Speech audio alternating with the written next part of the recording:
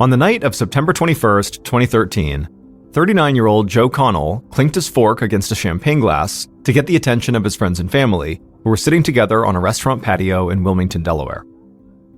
Everyone at the large table quieted down as Joe stood up and raised his glass. He looked over at his wife Olga sitting right by him, and he smiled at her. Then he cleared his throat and made a toast. He said that he still couldn't believe that he'd been lucky enough to meet and marry a beautiful, brilliant woman like Olga.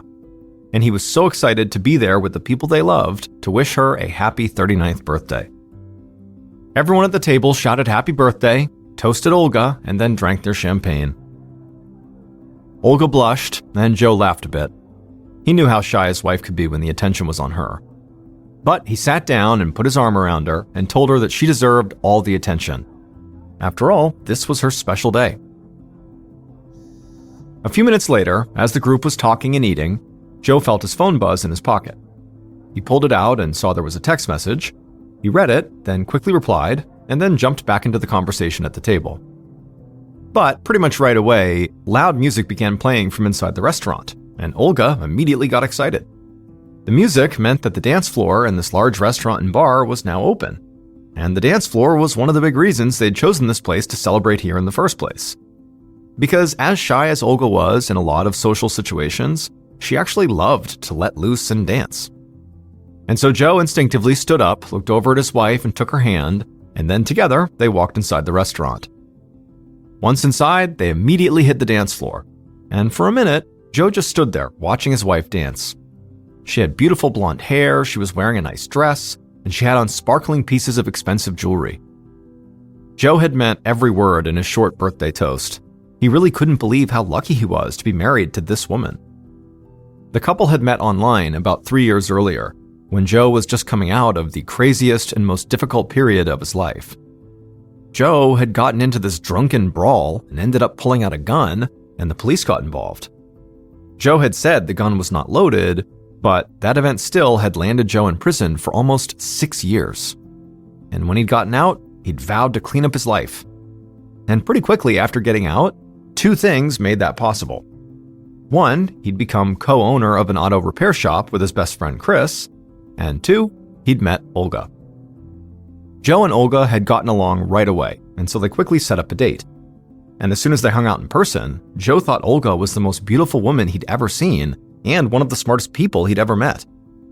Olga had grown up in Russia, and while she was there, she'd received college degrees in physics and chemistry. Now, Joe never thought of himself as being a particularly smart guy. He thought he was just a really good car mechanic. But Olga, she fell for him the same way he fell for her. She thought he was funny and outgoing, and it didn't hurt that she thought he was handsome and in great shape. And so, not long after their initial meeting, they moved in together, and then eventually, in June of 2013, they got married, just a few months before Olga's 39th birthday. Back on the dance floor, Joe shouted over the loud music and told his wife how amazing she looked tonight. Olga wrapped her arms around his neck, and they started dancing together. And before they knew it, hours had flown by. The dance floor had all but cleared, and the restaurant staff was now starting to shut things down for the night. Joe and Olga said goodbye to the few friends who'd stayed to dance with them, and then they too left the restaurant.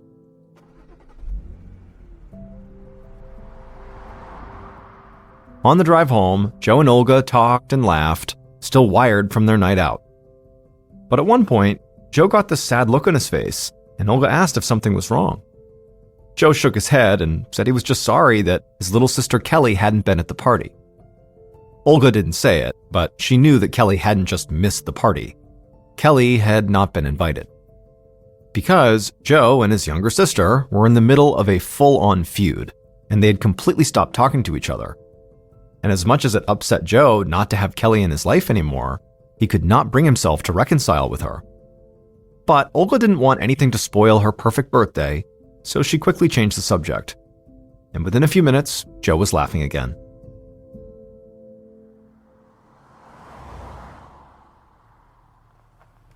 Around 1:30 a.m., Joe pulled his car into a parking spot in front of his and Olga's condo. Olga got out of the car and headed down the walkway towards their front door.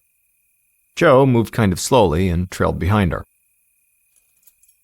Olga pulled her keys out of her purse, and right as she was about to unlock the door, she heard a strange noise coming from behind her.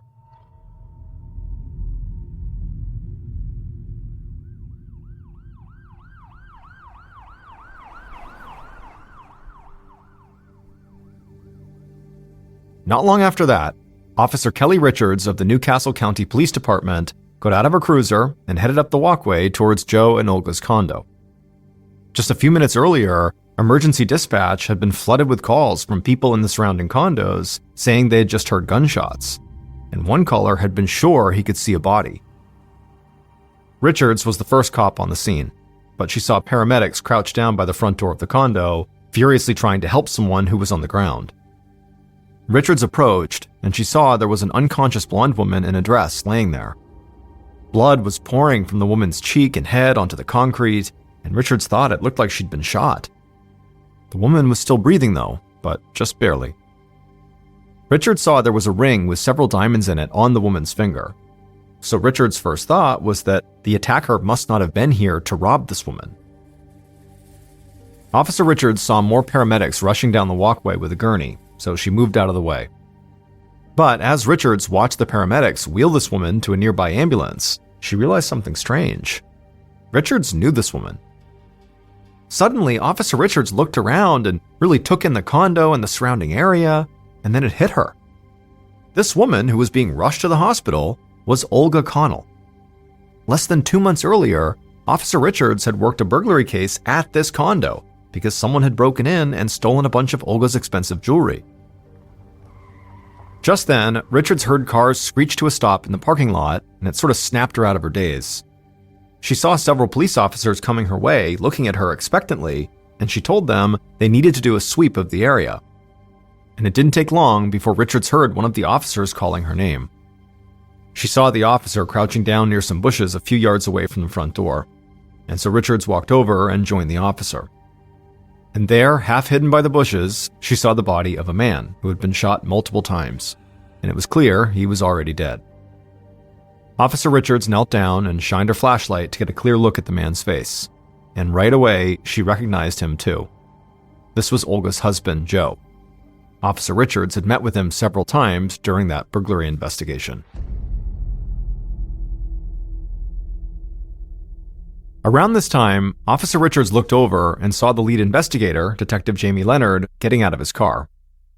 Richards got up and walked over to him, but before she could say anything, Detective Leonard told her that he'd just gotten news that the woman who'd been found at the scene here had died on the way to the hospital. So they were now dealing with what looked like a double homicide. Officer Richards said she knew both victims. Their names were Olga and Joe Connell, and their condo had actually been robbed back in July. But Richards said that wasn't all. While the police had never arrested anyone in connection with that robbery, Joe Connell had suspected he knew who robbed them. And police had even interviewed this person. It was Joe's own little sister, Kelly.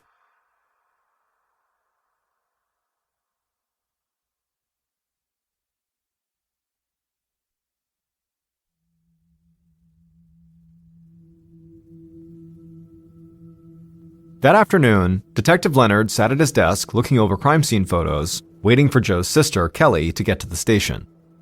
And as he looked at photos of Olga laying by the front door and Joe laying several yards away in the bushes, he had a theory that he just couldn't shake. Leonard had spent the entire morning with Officer Richards and a few others combing the area around the condo, and a couple of things had stood out to him. The first was that the bushes where Joe's body had been found were littered with 9mm bullet casings. However, they also found .22 caliber casings on site, and the report Leonard had received from the hospital where Olga had been taken stated that her bullet wounds had come from a .22. Now, Leonard knew it was possible that the killer could have just had two different guns on them. But based on how far apart the bodies had been found, he thought it was more likely that there had been two shooters at the scene, one to kill Olga and one to kill Joe. And if that was the case, Leonard thought there was a good chance that these murders had been planned, and that they were not the result of some kind of spur-of-the-moment argument or anything like that. Detective Leonard's door opened, and an officer stepped inside. He told Leonard that Joe's sister Kelly had just arrived and was waiting in one of the interview rooms. Leonard put the crime scene photos back in a folder, put on his suit jacket, and then walked out of his office. Detective Leonard reached the interview room, went inside, and sat down at a table across from Kelly. And right away, his first impression was she looked like she hadn't slept all night. Joe and Olga's immediate families had all been informed about the murders, but since Olga's family was in Russia, Joe's parents and his 2 siblings were the ones dealing directly with the police. And Leonard knew that could take a toll on someone. So he started the interview with what he thought was a simple question. What was Kelly's relationship with her brother Joe like? But just hearing this question sent Kelly into a total breakdown. She began sobbing and she struggled to catch her breath. She said that she and Joe had actually been fighting and had stopped talking to each other. But now he was dead, and so she'd never get a chance to talk to him again. Detective Leonard just sat there quietly and let Kelly cry for a few minutes. As far as he could tell, Kelly was truly upset about the death of her brother. But Leonard also knew that didn't necessarily mean she was totally innocent. When Kelly finally composed herself and said she was okay to continue, Detective Leonard laid everything out. He told her he knew about the burglary at Joe and Olga's condo, and he knew she, Kelly, had been interviewed by police in connection to that crime. He also assumed that that's why she and her brother had stopped talking to each other. But Kelly said no, that her and Joe had actually started fighting before all that. And then Kelly leaned forward and began telling her story. And as she did, Detective Leonard just sat there thinking, this sounds totally insane. Kelly told the detective that years ago, her mother had given her the most beautiful ring with a bunch of diamonds in it. The ring was a family heirloom, and her mom had wanted to pass it on to her only daughter. Kelly had treasured this ring and dreamed of it being her engagement ring someday. Then, a few months ago, Kelly's mother had asked if she could borrow the ring so she could wear it on a trip she was taking. Kelly said of course. After all, it had been her mother's ring for a long time before Kelly got it. However, when her mom had returned the ring, Kelly knew right away that something was wrong. The ring looked different. So, on a hunch, Kelly had brought the ring to a jeweler, and the jeweler said there were no diamonds in this ring. There were only cubic zirconias. Cubic zirconias are cheaper stones that are often used to imitate diamonds. Kelly told Detective Leonard that she'd been really confused at first. But pretty soon, everything clicked when she heard that Joe had given Olga this beautiful engagement ring with several diamonds in it. And so Kelly got in touch with Olga, wanting to know if those diamonds had come from her family heirloom ring. Olga had said she had no idea what Kelly was talking about, but it hadn't taken long for Kelly to get her mom and Joe to admit what they had done. They had taken the diamonds out of Kelly's ring when she lent it to her mother, put those diamonds in a new ring for Olga, and put cubic zirconias in the original, gave it back to Kelly, and just hoped Kelly wouldn't notice. At this point, Kelly stopped talking. And at first, Detective Leonard really didn't know what to say. This was like the plot twist of a heist movie or something. But he quickly got back on track. He asked point blank if Kelly had broken into Joe and Olga's condo to try to steal the diamonds back, or to steal other jewelry to get back at Joe for what he'd done. At this point, Kelly broke down again. She said she had nothing to do with the burglary. And as angry as she was, Joe was still her brother, and she loved him. Leonard wrapped up the interview by asking Kelly where she had been when Joe and Olga had been killed. And Kelly said she'd been home alone. She knew that was not a great alibi, but it was the truth. After the interview ended, Leonard considered Kelly to be a major suspect. But he didn't have any concrete evidence to hold her, so he had to let her go. The detective had not slept in a while, but he had no intention of stopping anytime soon. And after Kelly's crazy story, he wanted to talk to someone outside of the family about Joe, someone who would not have been mixed up in the family feud and who hadn't swiped any diamonds. So Leonard headed across town to Joe's auto repair shop.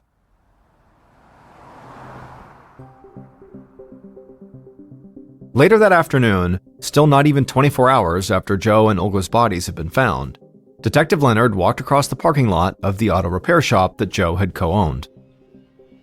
He saw several mechanics hard at work on different cars, and he also saw a few guys who looked like they'd just come by the shop to hang out. They seemed a little strange to Leonard, but he didn't think too much about it. He walked into a small lobby, and he saw a man who looked like he was around 30 sitting behind the counter. Detective Leonard introduced himself and showed his badge, and the man behind the counter stood up. He said his name was Chris Rivers, and he asked if there was a problem. Leonard asked him if he knew who Joe Connell was. Immediately, Chris let out a big sigh, and a very annoyed look came across his face. He looked right at Leonard and said, "What did he do now?" This was not what the detective had expected. In fact, it really threw him off. Leonard had planned to come by the shop, learn a bit about Joe, and then leave. But now, he wondered if Chris might have information about something illegal Joe had been mixed up in. So, right there on the spot, Leonard changed his plan, and he asked Chris if he wouldn't mind coming to the station to answer some questions. The sun had begun to set by the time Detective Leonard and Chris sat down together inside of an interview room. Based on what Chris had said at the auto repair shop, it seemed like he had no idea Joe had been killed, and Leonard didn't tell him. Instead, the detective asked Chris what he did at the auto repair shop. Chris said he co-owned the place with Joe, but sometimes he felt like he was doing everything by himself. Leonard asked him to elaborate, and so Chris said, Joe seemed to like the idea of owning the business way more than actually running the business. Leonard smiled like he could relate, and he asked Chris if Joe's behavior upset him. Chris said of course it did. It was hard enough keeping the shop open, let alone profitable. But suddenly, Chris stopped talking and just stared at Detective Leonard. Chris realized he'd just started ranting and still had no idea why he was there. So he asked again, what had Joe done? At this point, Detective Leonard knew he had to tell Chris what was going on. So he said Joe hadn't done anything. Instead, someone had murdered Joe and his wife. Everything about Chris's demeanor immediately changed. His face went blank and he looked kind of pale. He started shaking his head. He said there was no way. Joe couldn't be gone. But Leonard said it was true. And right away, Chris got mad at himself. He couldn't believe he'd just trashed his best friend like that because of some stupid work stuff. Just like Leonard had done with Kelly, he let Chris sit there for a while and collect himself. Then at some point, when there was a lull, the detective asked Chris when the last time he had seen Joe was. Chris said he had seen Joe the day before at work. But after he said that, Chris suddenly paused like something had just hit him. He told Leonard somewhat emotionally that he was actually supposed to go to Olga's birthday party the night before, and he had gone to the restaurant, but when he was outside, he realized he had left his wallet back at the shop. He was already feeling annoyed that he'd had to work late, so instead of going to the party and seeing his friends one last time, he had just bailed, gotten his wallet, and headed home. And now he felt really bad about it. And so Detective Leonard asked a few follow-up questions about Chris's relationship with Joe and with Olga and how they met each other and things like that. And then eventually, Detective Leonard said he had just one more question for the time being. He asked Chris, when they had first met, why had he assumed Joe had done something that would have gotten him in trouble with the police. Chris took a breath and then said he had never told anyone this, but he knew that Joe was a big-time illegal steroid user. That's how he stayed in such great physical shape. However, Chris said over the past several months, Joe had gone from just using steroids to dealing them.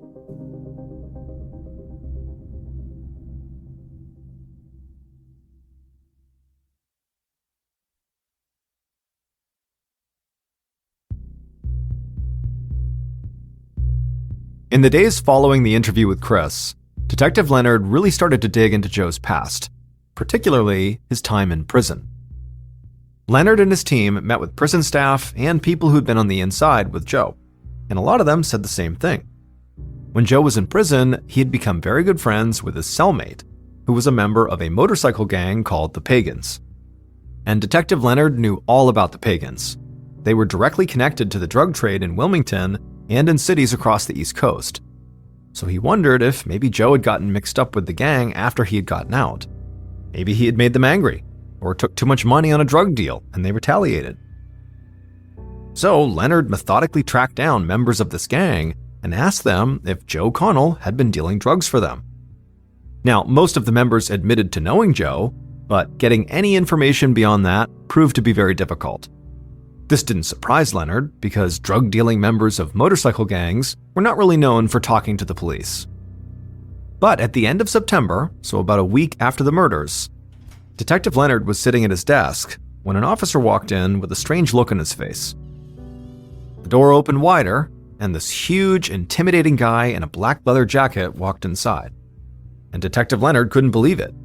because this man was one of the leaders of the pagans.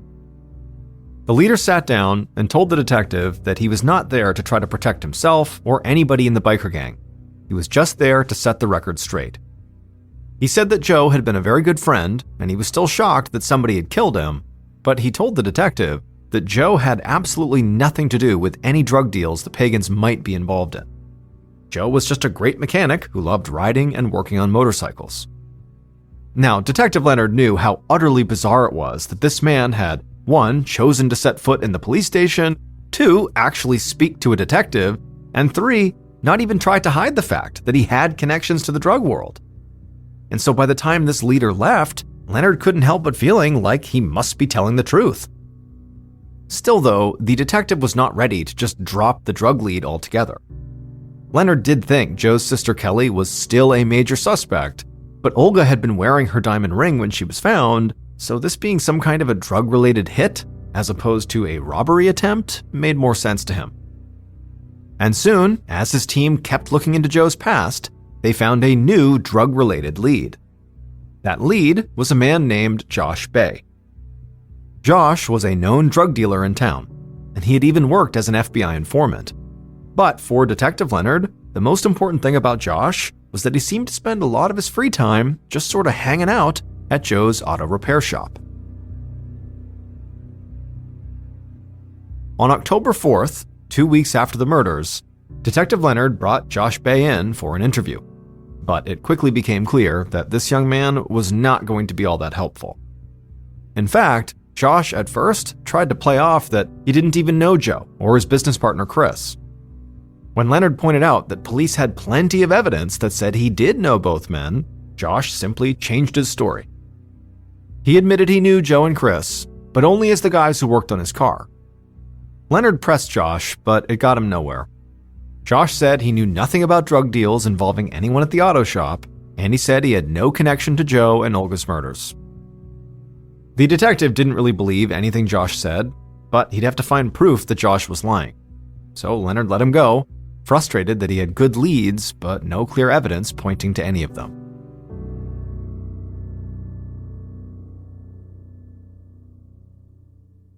The following day, October 5th, Detective Leonard and members of his team stood at the back of a church for Joe's funeral, listening to a man sing Danny Boy over Joe's casket. As Leonard listened to the song, he scanned the church pews, looking at everyone who had come. And one thing stood out. Most of Joe's friends and family clearly believed Joe's sister Kelly was involved in the murders. Because nobody was speaking to Kelly. It was like the entire family was shunning her. Even though Leonard had leaned into Joe's potential drug connections over the past weeks, he had not crossed Kelly off his suspect list by any means. If she wasn't the one who had pulled the trigger, she could have helped plan the hit. And maybe she didn't want to rob Olga's diamond ring or her other jewelry because she knew that would lead police right back to her. So, standing there in the church, watching Kelly stand there uncomfortably, Detective Leonard wondered if maybe the murders were just a classic case of revenge.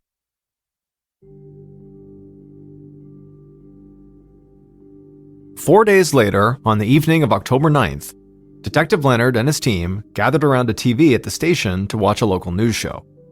This was not something they did often, but tonight, the news was running a story on Joe and Olga that would include interviews with people who had been close to the couple. Just like going to the funeral, Detective Leonard saw this as an opportunity to see if anyone would say or do something strange. The news show started, and at first it was pretty standard. A retrospective on Joe and Olga's lives and how much people love them. But during one interview segment, Leonard heard something that took him completely by surprise. He looked around at his team to make sure he hadn't misheard something, but they had all caught it too. And they knew it could be something huge. After the news show ended, Leonard didn't waste any time.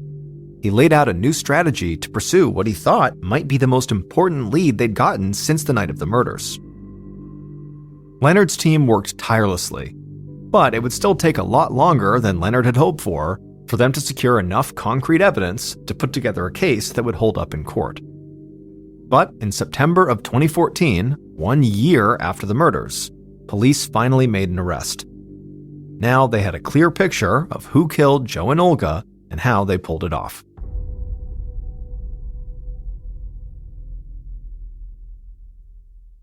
Based on details from that news show, evidence found at the crime scene, and interviews conducted over the course of a year, the following is a reconstruction of what police believe happened outside of Joe and Olga's condo in the early morning of September 22, 2013.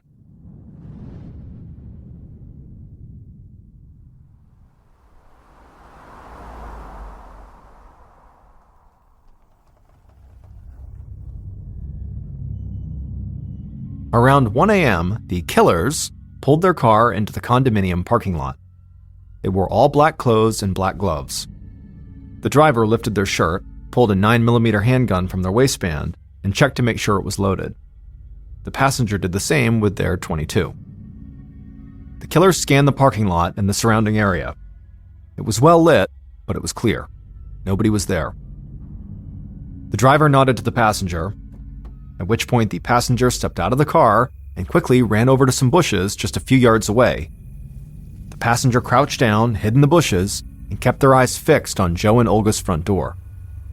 At the same time, the driver shut off the engine and sat in the car, waiting. About a half hour later, around 1:30 a.m., a car pulled into the parking lot. The driver could immediately feel themselves tense up. They looked out and saw a woman wearing a dress getting out of the car and heading up the walkway towards the front door, while a man followed shortly behind her. After a steadying breath, the driver gripped their 9mm and then stepped out of their car. And at that exact moment, right as Olga and Joe had reached the front door, the passenger leapt out of the bushes where they'd been hiding, sprinted towards Olga, and fired off 3 quick shots at her. The bullets struck Olga in the head, cheek, and upper back, and she immediately crumpled to the ground, covered in blood. Joe, who was right behind her, screamed in horror, but as he ran towards his wife, the driver unloaded their 9mm from right behind Joe. He got hit multiple times, but he actually stayed on his feet. Joe stumbled forward and tried to run to the bushes, looking for any way out of here, but the driver pursued him and kept firing their gun. Joe took rounds in the chest, arms, legs, and the back of his head. Finally, he hit the ground and died in the bushes. The driver ran back to the car and climbed inside. The passenger was already there, panting and trying to catch their breath. The driver started up the car, threw it in reverse, and peeled out of the lot. A few minutes later, when the killers were clear of the condo, the driver eased off the gas and told the passenger to let the person who had hired them know that the job was done.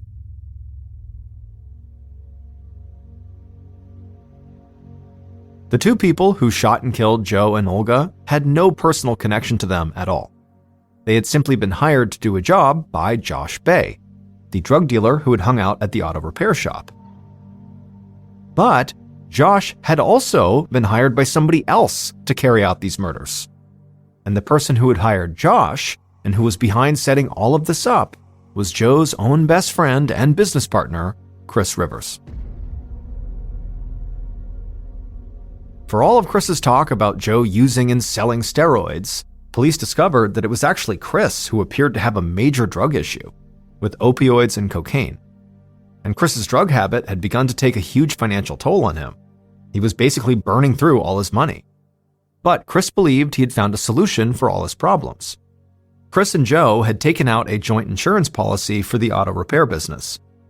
Essentially, this policy would pay out a large lump sum to one owner and give that owner full control of the company if the other owner and any other beneficiaries died.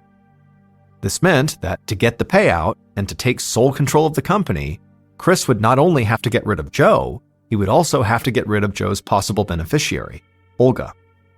So Chris reached out to his drug dealer, Josh Bay, for help. He offered Josh a cut of the insurance payout to murder Joe and Olga. But Josh had no intention of actually pulling the trigger himself, so he subcontracted the job out to 2 hired killers he knew from his work in the drug trade. On the night of Olga's birthday party, Chris texted Joe. He said he was finishing up something at work, but he wanted to know how late they'd be at the restaurant, because he still wanted to come to the party. Joe texted back that they would be there late, most likely until around closing time. Chris would pass that information on to Josh, and Josh would let the hired killers know so that they could be waiting at the condo when Joe and Olga got home. As Joe's business partner, Chris had been a suspect, but the bulk of the early investigation focused on Joe's sister Kelly and also on the possible drug angle with the Pagans motorcycle gang. But when Detective Leonard and his team watched the news show about Joe and Olga, they heard Chris say in an interview that on the night his two friends got killed, he had worked late and then gone straight home. This is not what Chris had originally told Detective Leonard.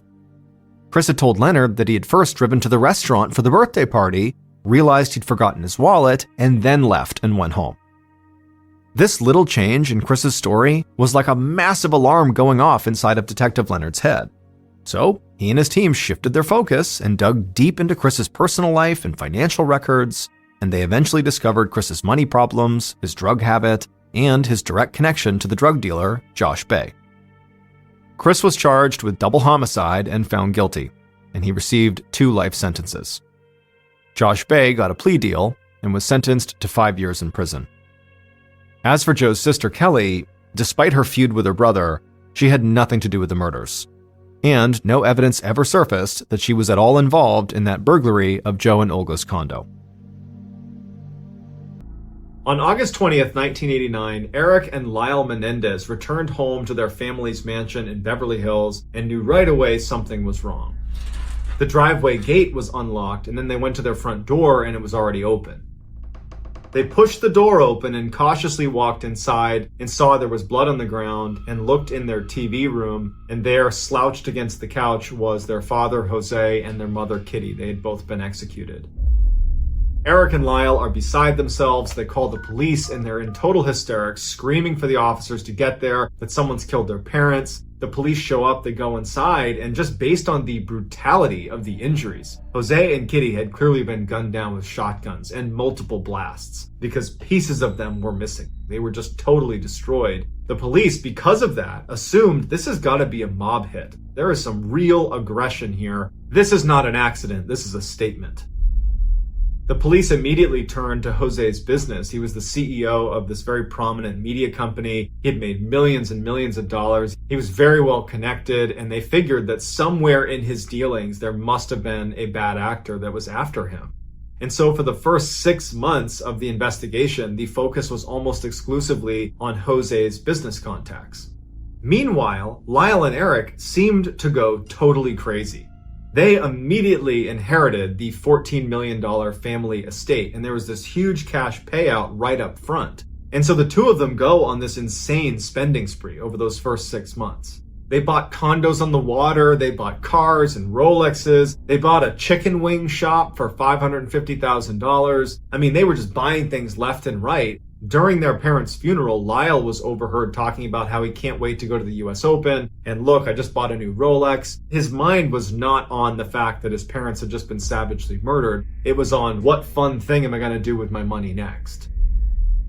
After the funeral, Eric decided he was going to put his energy into becoming a professional tennis player. So for $60,000, he hires a tennis player to live at his house and work with him every day on tennis, even though realistically Eric was not a very good tennis player. But that was his focus. That's what he was going to work on. And Lyle spent most of his time building a team of people that could help him make investments into different companies in and around New York and New Jersey. But in addition to spending tons of money on their respective career interests, the brothers were also going to therapy sessions. And during one particular closed-door session, Eric would tell his therapist that me and my brother actually killed our parents. Eric clearly believed that he was able to talk to a therapist about anything and nothing would escape this room, that it was totally confidential. But what Eric wasn't planning for is the therapist's assistant was outside the doors walking by and overheard Eric say it.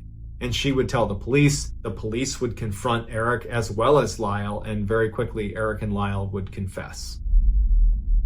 During their confession, they told investigators that on August 18th, they went out and purchased 2 shotguns and they stored them in their home.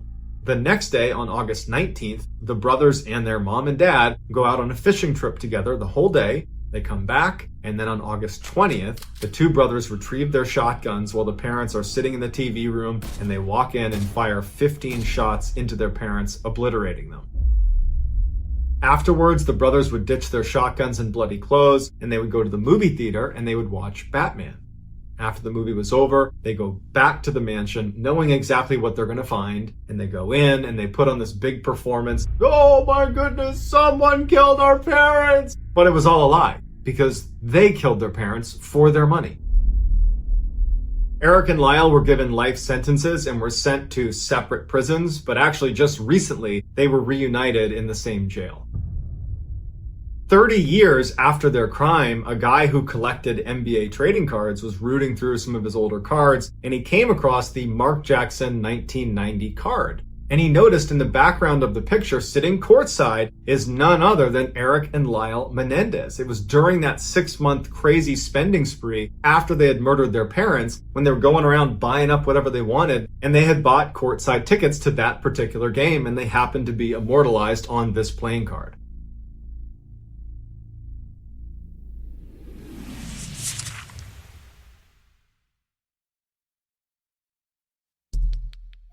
The next and final story of today's episode is called Privilege.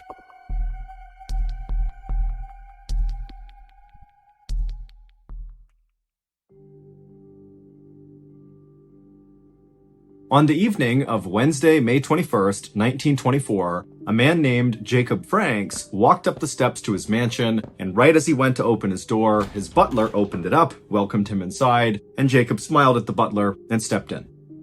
Jacob had just spent a long day at his office in Chicago, Illinois, doing a big real estate deal, and now he was just happy to be home with his wife and his 3 kids. Jacob was an incredibly successful business person who had made a name for himself first in the early 1900s when he ran a bank that specialized in giving out these enormous loans to gamblers. But it wasn't until he was named the president of the Rockford Watch Company and he expanded into real estate that he became outrageously wealthy. His fortune in today's dollars would have been around $70 million. But now that Jacob was so well established in the business world in Chicago, he was trying to make a more conscious effort to spend more time at home with his wife and kids. And so as soon as he walked past his butler into his mansion, he hung up his hat and his jacket, and he went to find his wife, Flora, to tell her about an idea he had for a trip for that upcoming weekend. But when Jacob found Flora, she was not remotely interested in talking about their weekend plans, because Flora was very worked up about their youngest son, Bobby. Bobby, who was 14 years old, was supposed to come home right after school, but it was now 6 p.m. and he still hadn't shown up, and she had no idea where he was. And Jacob's reaction to this news was just to feel kind of aggravated. Bobby was generally a really good kid. He was a student at a prestigious boys' school right down the road, and his teacher was convinced that Bobby was the smartest kid in his entire grade. Bobby was a member of the school's debate team and regularly beat the older kids, and Bobby was just a natural leader and very hardworking and kind. But Bobby could also be fairly irresponsible sometimes, specifically in terms of coming home on time. This was not the first time that Bobby had not come home by curfew.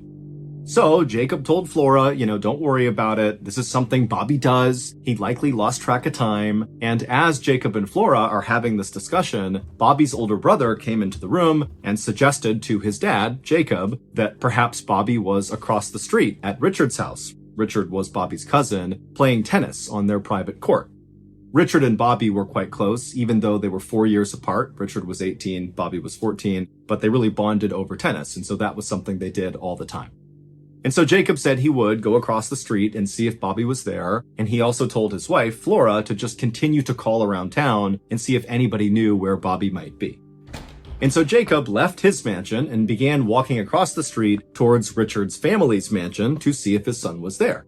Now, this neighborhood that Jacob lived in was one of the most exclusive neighborhoods really in the entire country, but definitely within Chicago's city limits. It was called South Kenwood, and basically imagine a street where every house is a huge mansion, and every mansion is home to some business tycoon or famous person, and all the families who lived in this neighborhood had a full staff of maids and butlers and drivers and fleets of private cars. I mean, these people who lived in South Kenwood were literally the richest of the rich.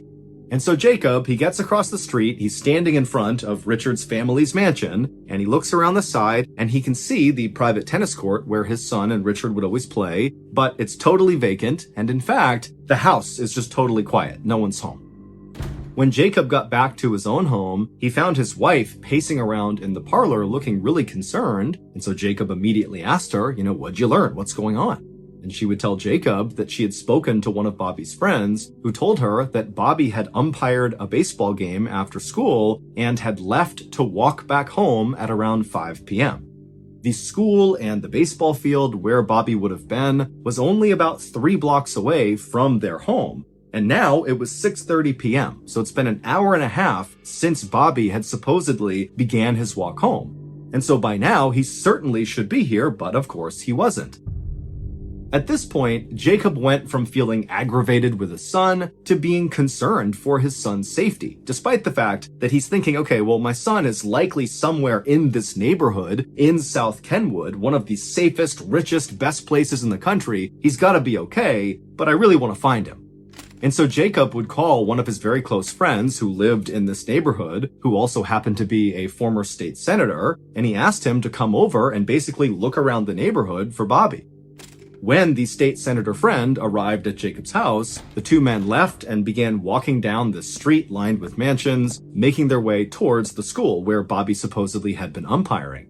And when they got there, they saw there was no baseball game happening, and the school was dark and closed for the night. But Jacob and his friend decided that, maybe it was possible that after umpiring this game, when Bobby had begun his walk home, maybe he had taken a detour into the school to get something, and then perhaps the doors got shut and locked on him. And so Jacob and his friend went to the school and looked for a way to basically break into the school. And sure enough, they would find an open window, they'd open it up, they would climb inside, and they would search the entire school, but Bobby was not in there. At this point, Jacob was really starting to panic. His friend was trying to calm him down, but Jacob is now thinking, something is terribly wrong with my son. And so the two men actually ran from the school back to Jacob's house, and when they went inside, Jacob immediately called out to his wife to see if maybe she had located Bobby, but when he called Flora's name, there was no response. And so Jacob and his friend, they run inside and they make their way towards the parlor, which is where they had last seen Flora before they left. And when they walked in there, they found Flora lying on the ground, totally lifeless, with the phone off the hook right next to her hand. And so Jacob and the senator, they run over and they begin shaking Flora, and suddenly she wakes up with a gasp, and she looks up at Jacob and just begins sobbing hysterically. And after Jacob finally calmed her down, she would tell him that after they had left to go to the school, she had received a phone call. And at first, she thought it was Bobby calling to check in. But when she answered it, it wasn't Bobby, it was a man's voice she didn't recognize, who told her that Bobby had been kidnapped. He was safe for now, but if they went to police, something terrible would happen to him. This mystery man also told Flora that they would be in touch soon with more information, and then they hung up. And Flora had been so overwhelmed by what she was told that she had fainted, and that was why they found her on the ground. That night, Jacob, Flora, and the state senator friend stayed up late going over, what they should do. Of course, they wanted to go to police, but this felt like a credible threat that Bobby could be harmed if they did that. And so they just went back and forth over how to handle this horrible situation. But by 2 a.m., they had made a decision. The state senator had some close friends and connections in the police department, and so they decided that they would go talk to the police, but they would swear them to secrecy so the kidnapper or kidnappers wouldn't know the police were investigating. And so, a few hours later, when the police department opened up, Jacob and the state senator friend went to the police, they spoke to the highest ranking officer who was sworn to secrecy, and then that morning, the police would begin a quiet investigation into Bobby's kidnapping.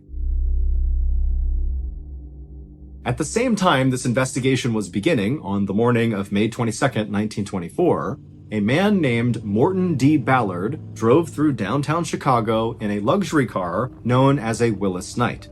He pulled this luxury car into a parking lot right next to a rental car company, and after parking the car, Morton got out, he went inside of the shop, and he handed the keys over to the clerk behind the desk. The clerk would ask Morton, how did it go with your rental car? And Morton would say, oh, it was perfect, went totally fine. After that, Morton thanked the clerk, he turned around and walked outside where another luxury car was waiting for him, being driven by his good friend, Lewis Mason. And once Morton had climbed inside, the two men smiled and drove off and disappeared into traffic. That same morning, Jacob and Flora received a letter from the kidnapper or kidnappers demanding $10,000 in small unmarked bills, and if they gave this money over, they would get their son back. And immediately, Jacob went to the bank and got the money, but before he could actually deliver the money to the kidnappers at the location they had specified in this letter, the police, who were quietly investigating, discovered a clue that would break the case wide open.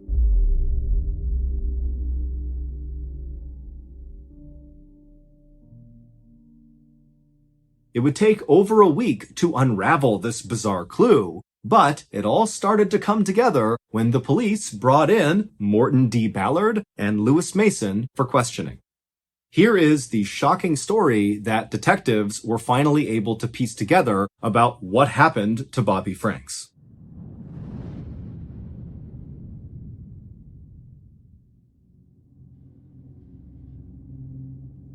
On May 7th, 1924, so 2 weeks before Bobby went missing, Morton D. Ballard walked into a hotel in Chicago called the Morrison and rented room 1031.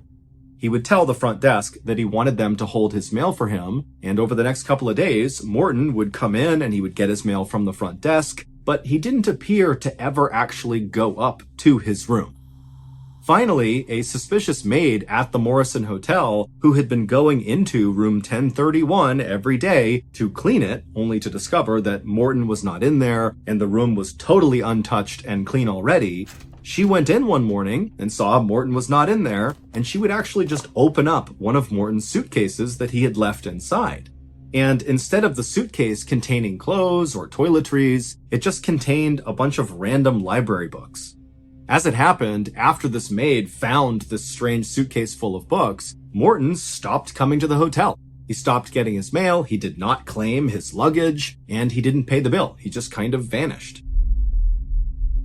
On May 9th, so just a couple of days after Morton first booked that room at the Morrison Hotel, Morton also opened a bank account in Chicago. He also made his first appearance at that car rental company where he asked for the Willis Knight car. The rental company would not just let anybody take a Willis Knight car. You needed a reference to show that you were someone who could pay for this type of vehicle, and so Morton's friend, Lewis Mason, would give him that reference and allow him to rent the Willis Knight car. About a week and a half later, on May 21st, so the day Bobby went missing, Morton and Lewis were driving around South Kenwood in their Willis Knight car when they spotted Bobby by himself walking down the road. Now, Lewis recognized Bobby, and he knew that Bobby was an incredible tennis player, and Lewis had a question for Bobby about a particular tennis racket. And so Lewis, who was in the front seat of the car, told Morton, who was driving, to pull over so Lewis could talk to Bobby. And so Morton pulled over, Lewis rolled his window down, he called over to Bobby, Bobby came over, and before long, Lewis and Bobby were talking about this tennis racket, and then when that conversation naturally wrapped up, Lewis offered Bobby a ride the rest of the way home, because that was where Bobby was walking to when they stopped him. And so Lewis climbed into the back seat, Morton stayed in the driver's seat, and Bobby climbed inside and sat in the front seat. And then once those two were situated, Morton pulled away from the curb and began driving towards Bobby's house. And as they were driving to Bobby's house, Bobby just kind of continued talking about this tennis racket because that was the thing they were talking about. And as he was mid-sentence, Lewis from the back seat reached into his pocket, pulled out a chisel, and then lunged forward and began smashing Bobby in the back of the head over and over again with this chisel. And as Bobby is screaming in pain and trying to protect himself, Lewis lunges forward, grabs Bobby, drags him into the backseat, and then holds him down, pulls a rag out of his pocket, and jams it into Bobby's throat. And then he closes Bobby's mouth and holds it shut until Bobby goes still.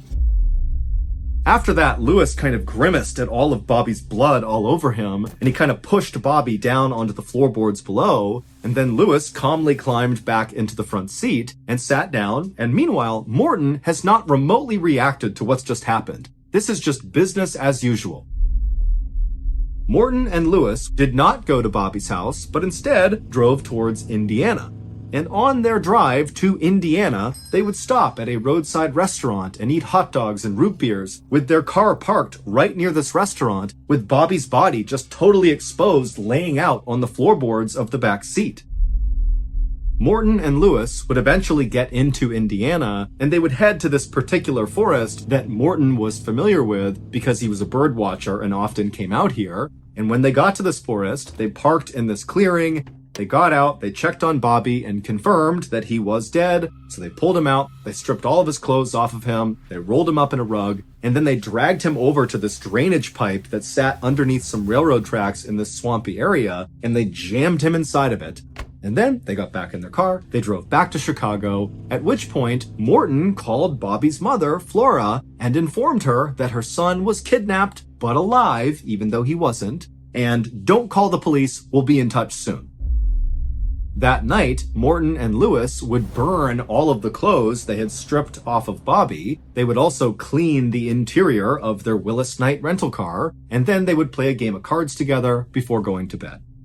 The next day, May 22nd, so the same day that police began their quiet investigation into Bobby's kidnapping, Morton and Lewis would send that letter to Jacob and Flora demanding $10,000 for the safe return of Bobby. But unfortunately, before Lewis and Morton could claim their ransom money, Bobby's body was discovered. In fact, that day he was discovered. A walker was cutting through the woods in Indiana and saw Bobby in the pipe.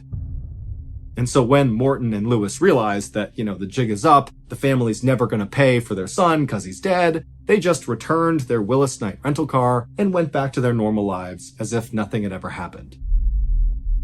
But unbeknownst to him, Morton had accidentally dropped his eyeglasses right next to Bobby's body when they dumped him in the woods in Indiana. And Morton's eyeglasses were very unique. In fact, there was only one store in the world that sold this particular kind of eyeglasses. And so when detectives got the call about Bobby's body being found, they would also find these glasses. And that was the big clue.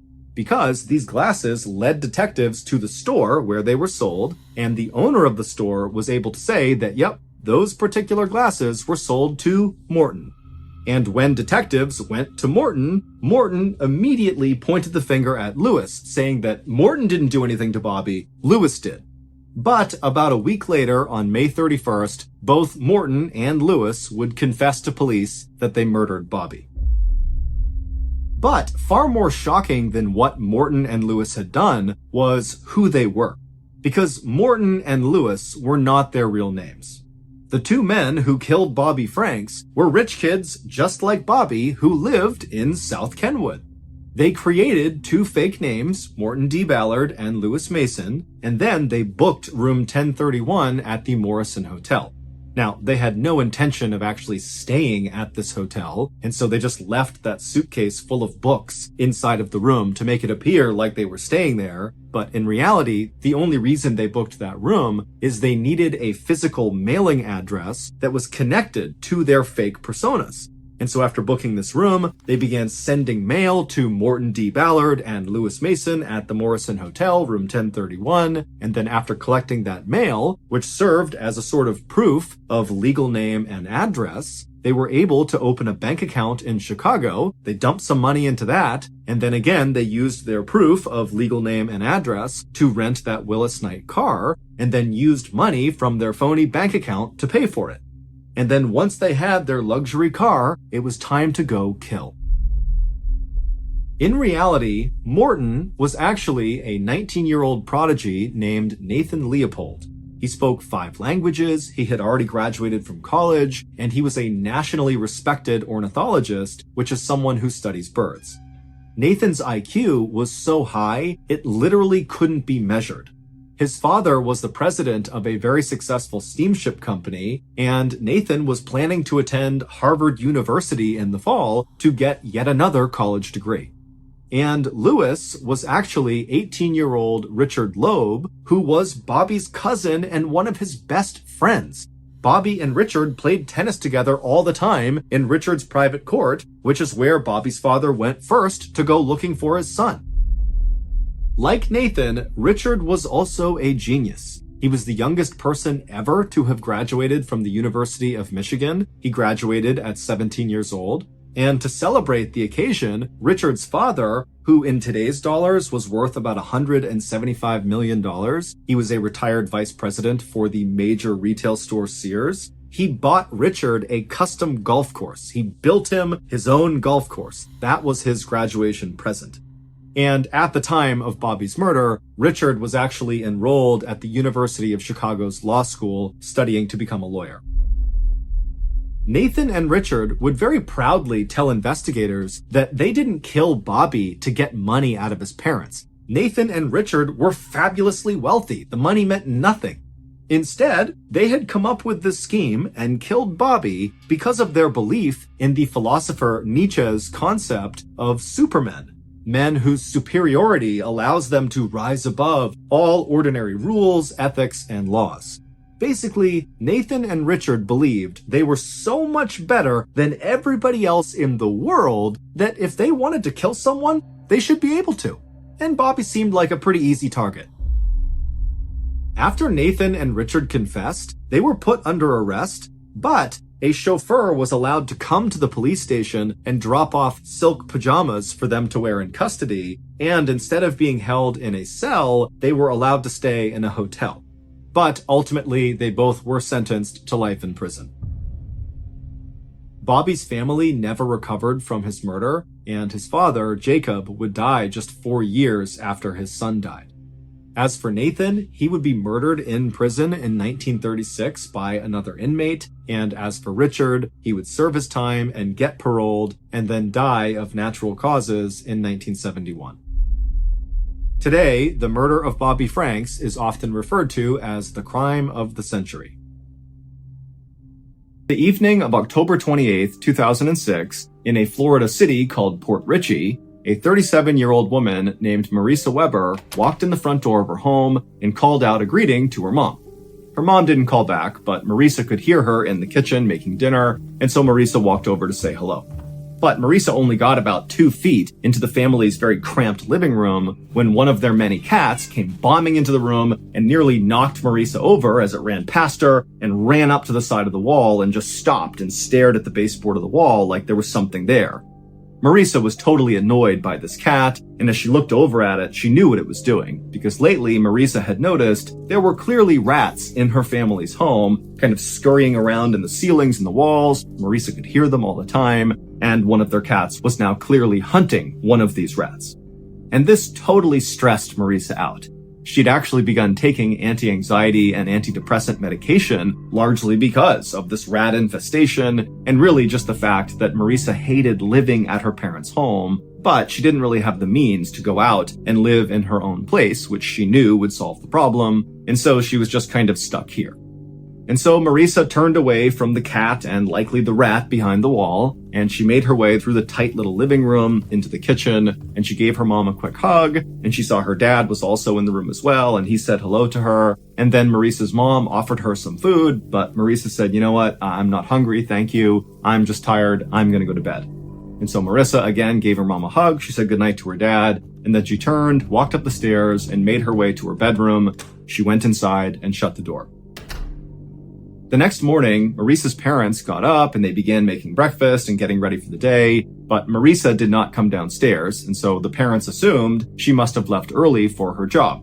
Marisa was a secretary at a waste disposal company. And so the parents just had their breakfast and they too went out for their jobs. And then in the evening, when the parents were back home, Marisa did not come home at the time she normally would after work. But the parents were not actually that concerned right then, because they figured, okay, well, maybe she left early and she came home from work early, and so we just kind of missed her on both ends, and that's why her door to her bedroom is shut. She's just come home early, and she's in there, and she wants to be left alone. After all, she's a 37-year-old woman. She probably wants her space. But later that night, when still the parents had not even heard their daughter moving around up there, the mother went upstairs and knocked on Marisa's bedroom door. But there was no answer.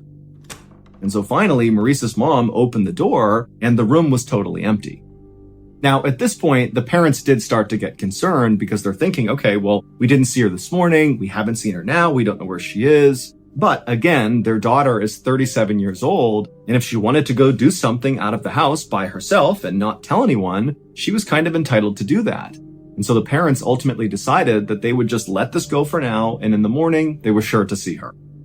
But the next morning, the parents still had not heard from Marisa, she had not come home, and now they were officially starting to panic.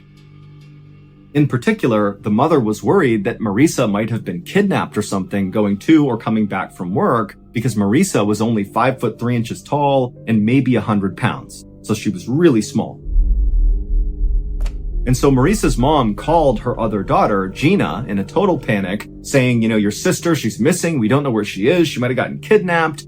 Come over and help us figure out what's going on. And so Gina came over to the house, and when she came inside, she told her parents, let's stay calm here. Marisa, she's 37. I'm sure she's fine. Let's search the house and see if there's some note or something from Marisa explaining where she is and what she's doing.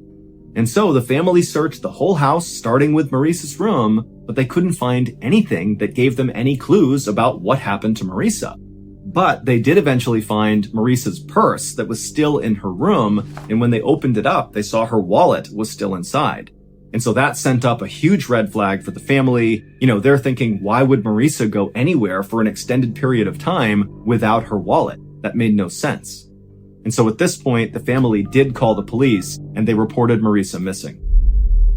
But the police got nowhere on the case, and so on November 9th, so 12 days after Marisa had said goodnight to her parents, gone up to her room, and then vanished, the family was at a total loss for what to do. But Gina, Marisa's sister, had begun to think to herself, hey, it's possible that Marisa, who was not doing well mentally, she was very unhappy. She was totally stressed out about this rat infestation, which really highlighted the fact that she was stuck at home with her parents at 37 years old. Gina's thinking that it was totally possible that Marisa had just abruptly run away, or worse, maybe she had harmed herself.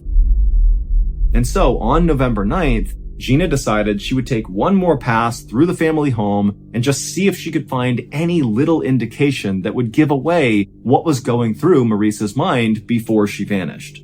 And where Gina started was in Marisa's room. And so Gina, she went upstairs, down the hall, she opened up her sister's bedroom, and she walked inside, and you gotta picture this space. It was totally cluttered, almost like a hoarder's space. There were piles of clothes that were taller than a human person. This room is totally packed with stuff. But Gina, she took her time kind of walking through the room, looking everywhere, kind of sifting through all the piles of junk and clothes and everything in the room, and she couldn't find anything. But then at some point, her attention was drawn to her sister's bookshelf, and she looked over at it, and she thought she saw something odd right in the middle of the shelf. Now, Gina had a flashlight with her, and even though the light was on in the room, she still lifted up the flashlight and turned it on and shined it at this thing in the middle of the bookcase. And when she saw it, she screamed. Based on Gina's discovery, here is what happened to Marisa Weber on October 28, 2006, the night she disappeared. That night, Marisa had come home. She saw her mom and dad in the kitchen. She was offered food. She turned it down and said, I'm tired. I'm going to bed. She went upstairs. She went into her room, closed the door, and sat down on her bed. Then Marisa grabbed a pill bottle next to her bed, which contained morphine and codeine, which are two very powerful painkillers. They're opiates, so highly addictive. She popped a few of those, and then she rolled a marijuana joint and smoked that.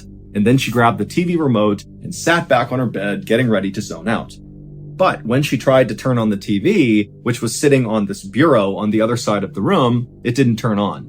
And right away, Marisa knew that the TV likely had become unplugged. This was something that happened periodically. The room was so packed with stuff that sometimes when Marisa was just navigating through her room, the stuff would bump into the bureau, and that would in turn jostle loose the plug from the TV. But the TV was actually not plugged in right behind where this bureau was. The TV was sitting on the bureau, but the plug ran down and kind of to the side of the bureau behind this huge bookcase that was pressed right up against the bureau. But this bookcase was so loaded down with books and things that Marisa had collected over the years that not only could you not really reach through the bookcase to the wall, but it was too heavy. You couldn't move the bookcase. And so the only way to access this plug from the TV was to climb on top of the bureau where the TV was and kind of reach back and grab the plug behind the bookcase and plug it back in. And so Marissa, who was likely beginning to feel the effects of all the drugs she had taken, climbed on top of this bureau and she reached back behind the 6-foot-tall bookcase and she began trying to grab the plug, but it was just out of reach. And so she leaned farther and farther and farther until she finally grabbed the plug. But when she managed to plug it back into the wall, she slipped forward and fell headfirst into this tiny space behind the bookshelf and the wall, and she got pinned upside down. Now, we don't know why Marissa didn't begin calling out for help.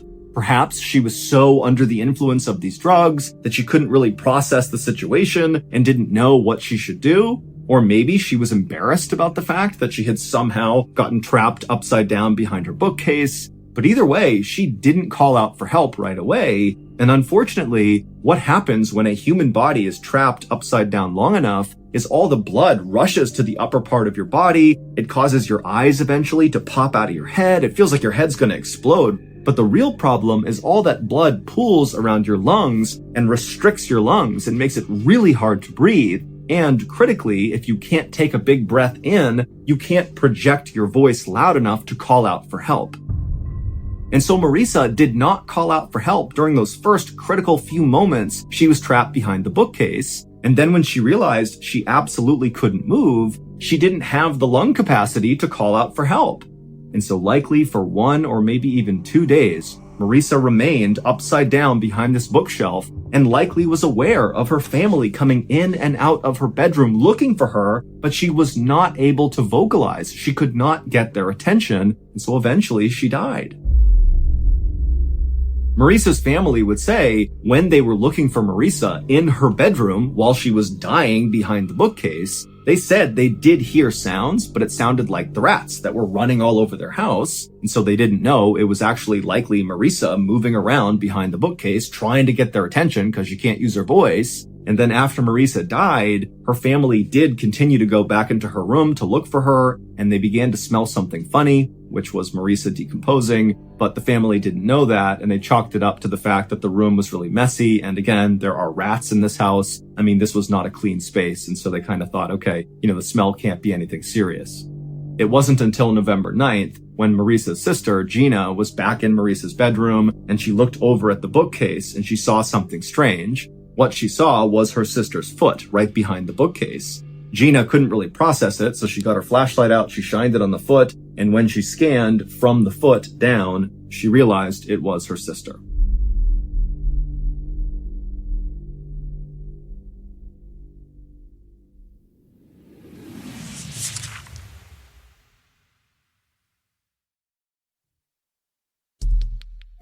Our next story is called Digging Sounds.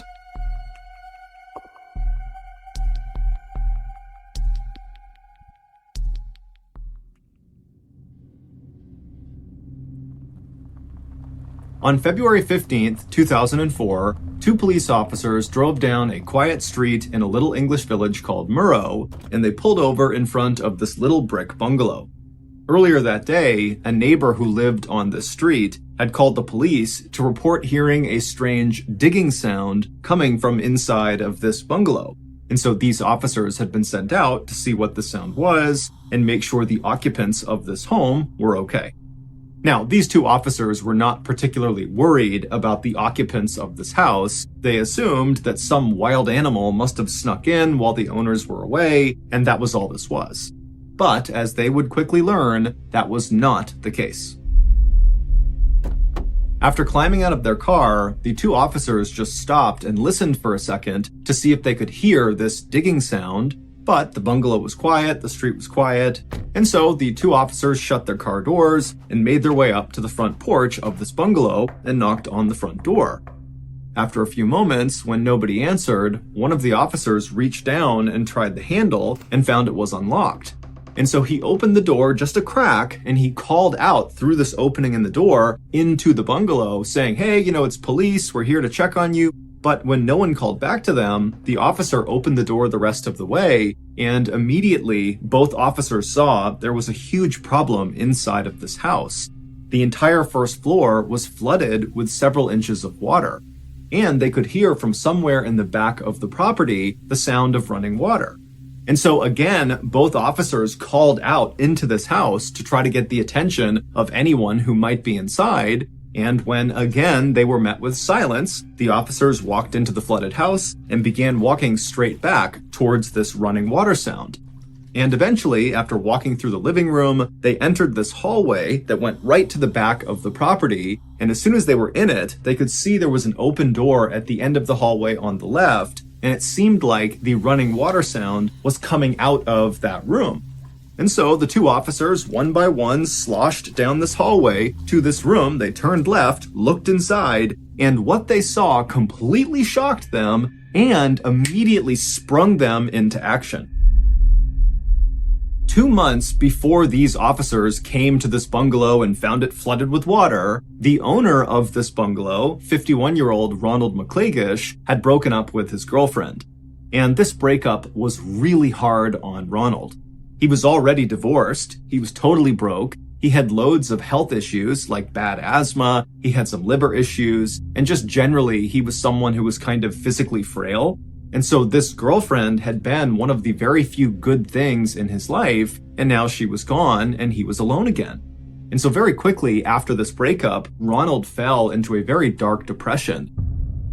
And so for 6 weeks after they broke up, Ronald, for the most part, just stayed in bed and kind of moped around his bungalow, kind of feeling bad for himself. But then finally, at the end of those first 6 weeks after the breakup, Ronald decided he wanted to get his life back together and just move on. So on February 1st, 2004, so roughly 2 weeks before those two officers would come to his bungalow because of this digging sound, Ronald would wake up feeling determined to start anew. And the first thing he was going to do was purge his bungalow of anything that was his ex-girlfriend's. She left a lot of things behind when they broke up. She had not collected them. And so now they were just kind of sources of pain. And where most of her stuff was inside of Ronald's bungalow was in this closet in one of the bedrooms at the end of the hall. So that morning, Ronald headed down the hall. He turned left into the bedroom. He opened up the closet. He went inside, and with a trash bag in hand, he began rifling through everything in this closet, and anything that was hers, he would take it and put it right into the trash bag. And at some point, when Ronald was almost done pulling the last few things of his girlfriend's out and into the trash bag, from behind him, he heard this strange sound coming from the bedroom. It sounded like wood bending or creaking, but before he could turn around to see what the sound was, the door to the closet he was in slammed shut with incredible force. And suddenly Ronald was trapped inside of this closet in total darkness. Now Ronald was likely shocked at first, but he would have reached and tried for the handle and found that no matter what he did, he could not open this closet again. And so Ronald began screaming for help and pounding on the door, but nobody came to help him. The closet that Ronald was in was fairly tall, but it was only 2 feet wide by about 2 feet deep, which meant Ronald could only stand inside of this closet. He couldn't sit down, he couldn't bend down, he literally was trapped standing. And Ronald didn't have water, he didn't have food, he knew that no one was going to be checking on him anytime soon, and even though his bungalow was kind of small and shabby, it was built out of brick. And so the likelihood that his calls for help were penetrating outside loud enough that people could hear them and that they would come in and rescue him was pretty slim. And so at some point that evening, Ronald realized he needed to do something different if he was going to get out of this closet. And so above him were a series of pipes across the ceiling. And so he reached up and he grabbed one of them and he broke it off. He was likely thinking that with this pipe, maybe he can burrow a hole in the wall and crawl through to another room, or maybe he can punch a hole in the door and somehow unlock it, or at a minimum, with the metal pipe, smashing it against the wall or the door would be louder than any noise he could make by yelling. However, the second he broke that pipe off the ceiling, something horrible happened. The pipe he broke was a water pipe, and as soon as it was broken, icy cold water began pouring down directly on top of Ronald's head and face. And again, because he can only stand basically in the middle of this closet, he couldn't get out of the way of this water. It was like he was under a waterfall and couldn't go anywhere. And so he likely tried to ignore the water and tried to use the pipe and screamed and do anything he could to get someone to know he was in here, but no one could hear him. And so it was like he was being tortured with this freezing water, and he's in this tight claustrophobic space. It's total darkness and he's totally panicking. And for days and days, that would be Ronald's nightmarish reality. But despite how terrible his circumstances were, Ronald continued to use that pipe to both smash the walls to make loud sounds. He also began burrowing into the walls, trying to make a hole. But Ronald was getting weaker and weaker. He became very sick. And also, because the water was constantly hitting his head and face, his skin got so saturated that literally his skin started falling off. It basically opened up into these sores and began to sag, and the water just began brushing his skin off. And so finally, after about a week of being trapped in this closet in these terrible conditions, Ronald realized help was not going to come in time, and so he put his pipe down, he kind of slumped up against the wall, and then closed his eyes. Ronald's neighbor, who called the police, actually did hear Ronald using that pipe to try to dig a hole in his wall, and she heard Ronald smashing the pipe on his door, and she must have heard muffled shrieks and yells, but she didn't know what they were and kind of just decided it wasn't her business. But when Ronald's house went from all these strange sounds to silence, that was when she called the police and said, "Hey, I had heard some digging sounds coming from the bungalow, and now I don't." And so when those two police officers arrived at Ronald's bungalow, they went inside, they went down the hallway, they went into the bedroom where Ronald had gone, and they saw this huge wardrobe, which is a big wooden piece of furniture, toppled over right in front of the closet.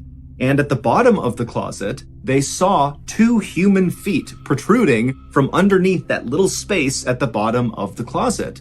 Those feet belonged to Ronald. He had managed to force his feet underneath the closet, but of course, he could not have fit underneath the closet door. And so the two police officers rushed over, and together, they barely were able to get this wardrobe off of the closet door. And when they opened the door up, Ronald was in there. He was deceased. His body was still in a standing position, kind of rigid and propped up against the wall, and freezing water was still pouring down onto his head. It would turn out no one had intentionally trapped Ronald. Instead, his wardrobe was just unstable, and it happened to topple over at the worst possible moment.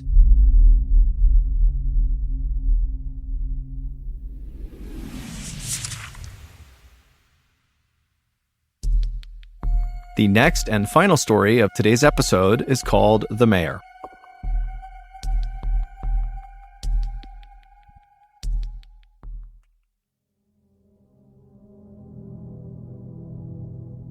In April of 1979, a 69-year-old woman named Monica Myers was appointed mayor of a little village called Betterton in the U.S. state of Maryland. Betterton used to be this very fancy resort town on the water where people from Baltimore and Philadelphia would come there for vacations. They had fancy hotels and restaurants and shops. But by the time Monica became Betterton's mayor, Betterton had kind of gone downhill. People had stopped coming to Betterton. All the hotels shut down or were abandoned or burned down. The summer homes of the rich people from the big cities, those got sold off. And down at the beach, all these glamorous boardwalks literally just kind of crumbled into the sea. And in their place were all these shanty towns where homeless people set up their camps. But Monica had grown up in Betterton, and so she really loved the town and wanted to improve it. And so when she became mayor in 1979, she really leaned into her new role way more than other mayors would. Instead of managing the village from an office like most mayors would do, Monica literally went out in town and just began doing lots of jobs around the town for free. She would ride around with the police and literally stop crimes in action. One time, she stumbled across someone looting a vacant hotel, and she personally got out, chased this person down, and made them put everything back that they had taken.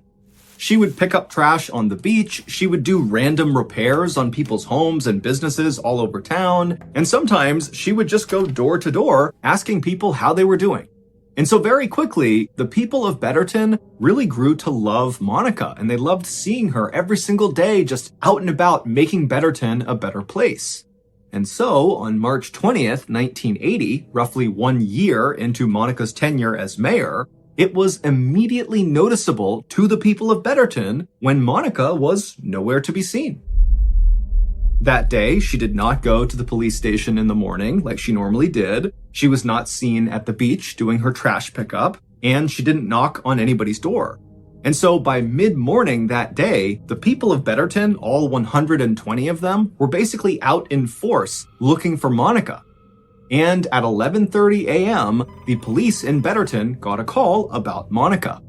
It was this guy who was totally panicked, he could barely make a sentence, and he basically just told the police, "You gotta get here now." And so the police hopped in their cars, and they sped to the address this guy gave them. And when they got there, they saw it was this very plain, boxy building that was kind of tucked back in the woods. It was far away from the town center, and really nobody ever went over here. And the police, when they parked their cars, they saw the guy who had called the police, the distraught caller, was standing outside of the front door. He was obviously crying, and he was waving for them to come over and follow him into this building. And so the police got out of their cars, they ran over to this guy, and they're asking him, what happened? Where's Monica? What's going on? But this guy was so hysterical, he really could not describe what happened to Monica. He just kept telling them to come on, follow me. And so he led them into this building, and pretty quickly they entered this huge warehouse where all across the ceiling were these big metal catwalk areas that kind of zigged and zagged all over this warehouse. And below them, all over the floor, were these huge industrial-sized 15-foot tall vats that contained something. And so this guy who had led police here, he stops and he just points at the nearest vat. And so the police, picking up his cue, begin walking towards this vat. And as they got closer and closer, they were hit with this horrible smell that made them gag and cough. And before long, they had to stop and kind of compose themselves. The smell was so bad. It would turn out this building that was kind of removed from the town center of Betterton was Betterton's sewage treatment plant. And that morning, Monica had gone to the treatment plant to help clean some of these 15-foot tall industrial-sized vats that contained human waste. She had done this enough times that when she was here, she did not need any supervision. And so that morning, she was alone. She climbed up onto one of the catwalks over one of these big vats, and she had reached down with her testing kit to test the sewage to see how much cleaning it would need. And as she did that, she somehow slipped and fell into the big vat of human waste. Now, she would not have immediately gone under. It was not like a liquid. It was more like clay or really thick mud, where at first she would have kind of been laying on top of the sewage. But as soon as she tried to move to get out of the sewage would have functioned more like quicksand, where as soon as a part of her body went under the surface, it would not come up again. And so after the police composed themselves, they climbed up onto the catwalk and they looked down and they saw Monica, who was face down, partially submerged inside of this vat, and she was deceased. Her autopsy would reveal that she died of drowning, which means she literally inhaled human waste.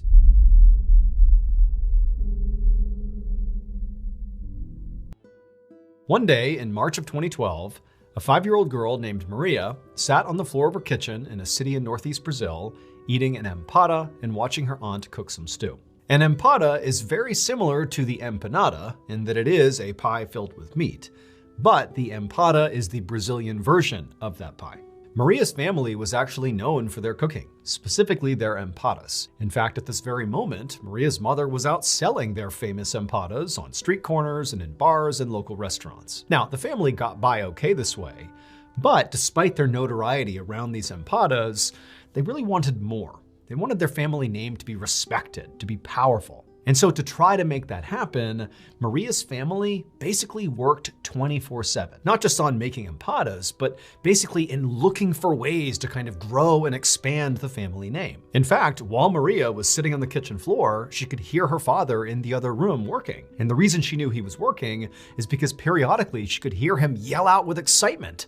He was basically sitting there coming up with ideas of how he could make the family name even bigger and better. And when he had a good idea, he would shout out and be like, "Oh, I found it!" And in addition to constantly sort of brainstorming for ideas of how to become rich and powerful, Maria's father also was an author, and he was writing a book that he was convinced was going to be another thing that would kind of ratchet their family up the social hierarchy. But because Maria's mother and father and basically everybody in her family were so completely immersed in work all the time, it meant they didn't really pay much attention to her. And so most of the time, Maria was just kind of on her own, usually playing in the kitchen or playing in the backyard. Just then, the front door opened and in walked Maria's mother, and she was grinning ear to ear, not only because she now had an empty tray, meaning she had sold all her empadas, but also she had brought someone along that she was really excited to introduce to Maria. Maria's mom stepped all the way into the kitchen, and right behind her was this young woman. And Maria's mother pointed at this young woman and then gestured for Maria to come over and say hi. And she told Maria that this young woman wants to become her new nanny. And so you guys can play together all the time while me and your father are out doing our work. Maria stood up and gave a shy smile to the young woman, but she wasn't sold that this woman actually would become her nanny. Because in the past, there had been other women who had come by to be her nanny, and they didn't seem to last very long. And so Maria was not getting her hopes up. Still, Maria wanted to be friendly, so she walked over and, as a gesture of goodwill, she handed this woman her half-eaten empada. And the young woman took the empada and laughed and said, "Thank you." After that, Maria's mother told her to head on out back and go play by herself for a bit, while she and this new nanny hammered out the details of her new job. And she told Maria that as soon as they were done, the new nanny would come outside and join her, and they could play together. And so Maria, who was always very obedient, did as she was told, and she headed out back and entertained herself. And the whole time, as she's just kicking rocks around and pulling grass up and just kind of doing what kids do, she kept looking back at the house, waiting for the nanny to come outside. But she didn't. And after a whole hour had passed by and still this new nanny had not come outside, Maria felt really bored. And so she went inside to go look for her. A month later, Maria was out in her backyard playing by herself like usual when she heard a commotion happening inside of her house. She looked over at the house and couldn't really tell what was going on. And then she heard the sound of her mother and her father and her aunt raising their voices like they were fighting with somebody. And then all of a sudden, these uniformed police officers came charging out the back door towards Maria. One of the officers came right up to her and asked her what her name was. And Maria was so scared, remember she's 5 years old here, that she didn't even know what to say. So she just stood there staring, being totally terrified. She had no idea what was going on. But as these police officers would soon tell her, it would turn out her entire life was one big, horrific lie. Maria's father, George Silvera, was not actually her father, nor was Maria's mother, Isabel Silvera, her actual mother, nor was her aunt, Bruna Silva, actually her aunt. In reality, those three people were not related to Maria. They were instead members of a cult called the Cartel Sect. And all these three cult members cared about was impressing the members of the cult.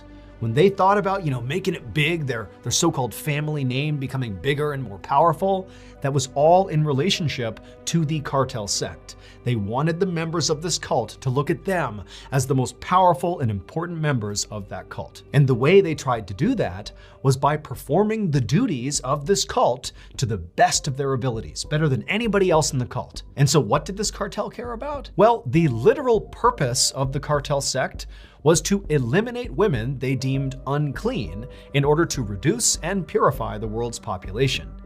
And Maria's family, the mother, the father, and the aunt, had become very well versed at doing this. All those nannies that came around to see Maria, well, the reason they kept vanishing is because shortly after the mother, the father, and the aunt introduced them to Maria and said, "Oh, she's gonna be your new nanny," they would shoo Maria out into the backyard, and then they would murder the nanny because this person had been deemed unclean. They would cut their throats and stab them to death. But that wasn't all. That wasn't enough cleansing. After they murdered these women, they would then butcher them and stuff the human meat into their famous empadas and sell them to the people in town. They literally were feeding people in this city human meat. But the cult and the cannibalism and the murders were not actually the biggest shock of this story. The biggest shock of the story is actually the real identity of little 5-year-old Maria. She was actually the daughter of the very first victim of the cartel sect. The mother, along with Maria 3.5 years earlier, when Maria was just 1.5 years, they had been lured to this very house where her mother was murdered right in front of Maria. And then after her mother was killed, they cooked her mother and fed pieces of the mother to Maria. And ever since, they had just kept Maria and treated her like she was a member of the family, basically turning her into an unwitting cannibal. The existence of the cult and their hideous murders were ultimately discovered after they used one of the credit cards of their victims sometime in the spring of 2012.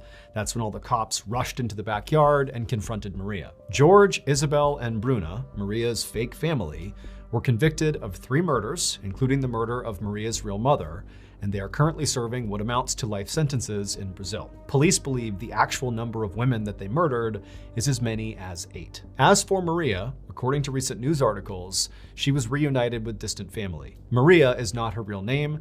That is a pseudonym to protect her identity. On January 23, 1989, a mother was cooking dinner in her home in Rochester, New York, when her 11-year-old daughter came into the kitchen. The daughter had just finished delivering newspapers along her delivery route in their quiet suburban neighborhood, and so her mother asked her the same nightly question: how was the route? And usually the daughter replied with just a good, but tonight was different. Instead, her daughter said, "It's okay." And the mother pried, like, "Well, what do you mean? What happened?" And the daughter said, "Well, I saw something strange." She told her mom that she delivered newspapers to this one particular old man. He was very nice and he always waved to her whenever she went by. And tonight was no different. He had waved to her, but there was just something off about the way he was sitting. The mother asked, what do you mean? And the daughter, she really struggled to articulate what she had seen. 1, it was dark. 2, the man was sitting inside of a screened-in porch that kind of obscured her view, and the awnings were pretty low, making it hard to look in. But she said basically when she had gone past, the man had waved to her like normal, but his legs appeared to be straight up in the air. Like he was sitting on a chair and his legs were like up, vertical, right in front of him. In fact, when he waved, it was like he was waving between his legs at her. And so when the mother heard this, she really didn't know what to make of it. I mean, the story didn't make any sense. She couldn't really understand how this guy was sitting where his legs would be straight up in the air like that. But at the same time, she could tell her daughter was worried and, she kind of figured that maybe her daughter's imagination had run wild here. And so she told her daughter like, "Hey, look, if he waved to you, then I'm sure everything is just fine. Don't worry about it." But the following night, when the girl came back from her route once again, she was even more upset about this guy out on his porch.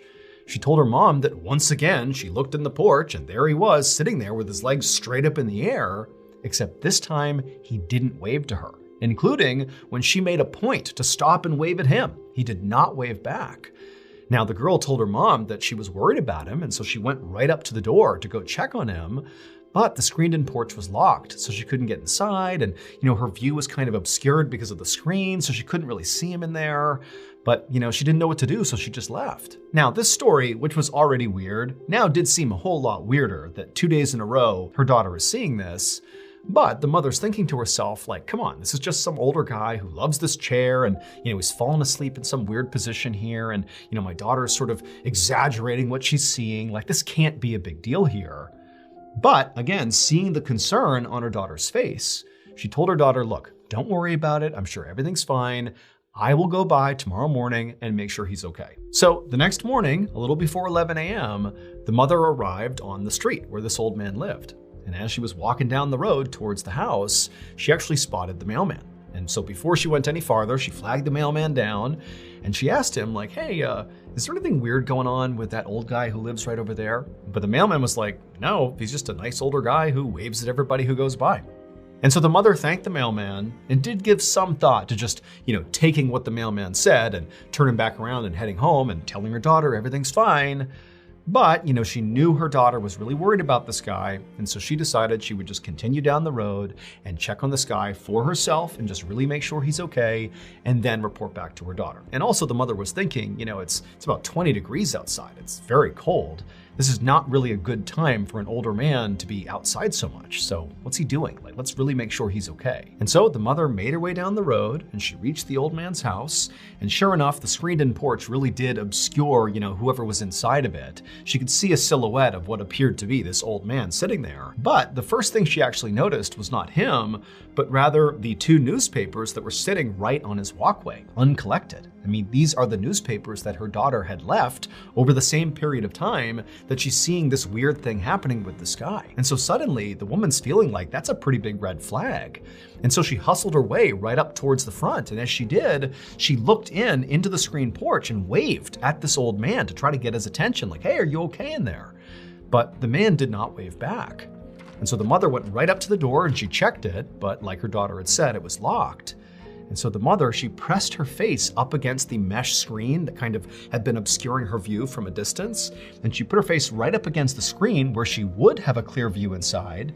And when she did, and she saw the old man who was in fact right there, and he did in fact have his legs up, when she saw him, she realized what was actually going on. And the second she did, she jumped back, turned around, and ran away to go call the police. It would turn out the old man who lived there, whose name was Robert Ham, and he was 73 years old, he was not just eccentric and sitting weirdly on his front porch. Instead, on January 23rd, right before that little girl had come home and told her mother that this man had been acting strangely, on that evening, Robert had come out onto his screened-in porch, and for whatever reason, he had attempted to sit down on this trash can that was out there on the porch. But the lid didn't hold. And so Robert fell butt first into this trash can, folding him up into this V position where his legs were straight up in front of him. And Robert was too weak to get himself out of the trash can. And also because of being in this V position where his legs were pressed up against his torso, it was restricting his ability to breathe and to make any sound. And so all he could do in this position was just wave at passerby, hoping they would see he was in trouble and go help him. But unfortunately, nobody could really tell what he was doing, including the little girl on the paper route. They just thought there was this guy sitting in his porch in this weird position, waving to people, when in reality, he was dying. And so unfortunately, because nobody came to his aid, Robert did die. He would die of a heart attack, and in fact, by the time that little girl's mother arrived at his house and put her face up against the screen, Robert was already dead.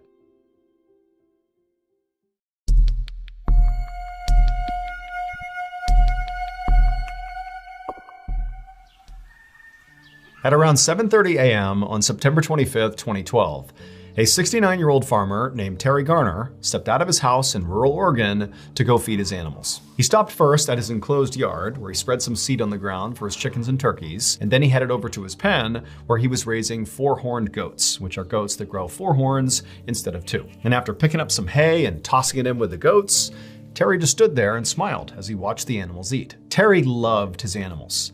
He actually had previously been a butcher for most of his life.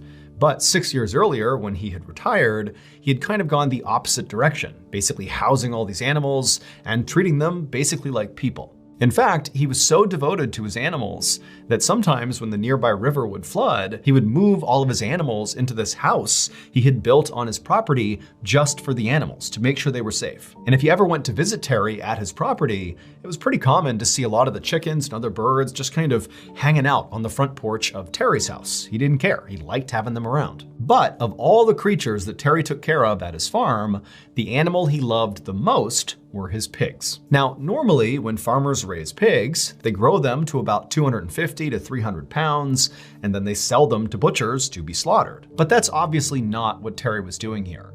He loved these pigs so much that he basically just fed them anytime they were hungry, and they were hungry all the time, which meant his pigs sometimes grew to be like 700 pounds, and at no point was Terry gonna sell those pigs. He just wanted his pigs to live their best life. So on this morning, after he was done feeding his chickens and turkeys and the goats, he grabbed a whole bunch of food and began making his way over to his beloved pigs. A few hours later, a member of Terry's family arrived at Terry's property and knocked on his door. This family member had called Terry earlier in the day and Terry hadn't picked up. Now that in and of itself was not that uncommon. Terry was a busy farmer, but Terry always called people back. And so far he hadn't. And so this family member was here just to check on him and make sure he was okay. And so after a few minutes, when Terry did not come to the door, the family member grew more concerned about Terry and decided they would just walk the whole property and just go find Terry and see what he was doing. And so the family member left the porch and walked all around the property. They saw where the chickens and turkeys were. They saw the goats. They saw the pigs. But that was it. All they saw were animals. Terry was nowhere to be found. It was like he was gone. And so the family member was just about to turn around and head back to Terry's house to see if, maybe he really wasn't there, when suddenly something caught their eye in the pig pen. Now, at first, what they were looking at just seemed impossible. Like, how could that be there? That doesn't make any sense. But when the family member walked over and got a closer look, they knew for sure what they were looking at. And as soon as that truth sunk in, they turned, ran to the house, and called the police. It would turn out, earlier that morning, when Terry had walked into the pig pen to feed his beloved enormous pigs, somehow or another, he had wound up on the ground. Now, we don't know if he had a heart attack or if he had some other medical event or if he simply just tripped and couldn't get up again, but one way or another, he wound up on the ground, and at some point, his pigs devoured him. And so what that family member saw in the mud that caught their eye was not Terry, but Terry's false teeth grinning back at him. Those teeth, along with several pieces of his body and his clothes, were all that was left of Terry. One more haunting detail of this case is that officials were not able to actually figure out whether or not Terry was dead before he began being eaten, or if he was just sort of incapacitated and very much alive when his beloved pigs began to eat him.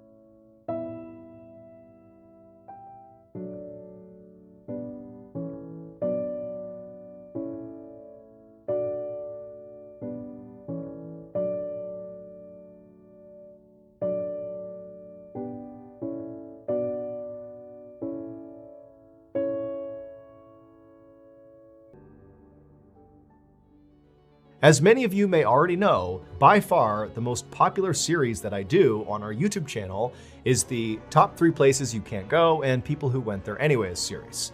So we're going to continue to do that series periodically on YouTube like we have for years. But because this series is so in demand, we are also going to begin telling these stories in a brand new format, audio. Right now, you can head over to the Mr. Ballin podcast on any podcast platform to find one of these exclusive episodes. The way you find them is you look in the title of the episode, and if it says "You Can't" at the front of the episode, that is this type of content. And so right now, there's an episode that's live, and periodically we're going to populate more "You Can't" style episodes on that